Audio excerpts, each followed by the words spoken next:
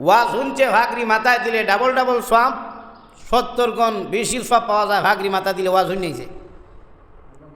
এখন হাদিসে আছে কিনা না হিডার দেখছে না। ফজিলত দুনিয়া রাস্তার মাঝখানো আজান ভরছে, এখন নিয়ত করছে নামাজটা হইরা লাই, কিন্তু ভাগরির ফজিলতের কথা মনে হয়ে গেছে। ভাগরি ভাইব কই, বাজার করতে গেছে, মাঝখানো আজান হয়ে গেছে, এখন ভাগরি ভাইব কই। চিন্তা করলো ওজুটা আগে কইরাই, ওজু কইরাইছে আর ভাগরি ভাইব কই, হে নিজের লঙ্গি কুলিয়া মাথা ভাগরি বাঁধে লাইছে। তাহলে ভাগরি মাথায় বান্ধ হইল সুন্নত, আর কাম করতেছে ফরজের কাম। নামাজ হইল ফরজ, আর ভাগরি মাথায় দেওয়া কি সুন্নত। আর আডু পর্যন্ত ডাইকা রাখা প্রত্যেক মুসলমানের জন্য ফরজ। বলুন তো দেখি, তার মাথায় ভাগরি আসেনি? ভাগরি বাঁধে লাইছে লঙ্গি কুলিয়া, তাহলে তার মাথার মধ্যে তো সুন্নত আছে, সুন্নত আছে, কিন্তু নিচে ফরজ আসেনি, নাই।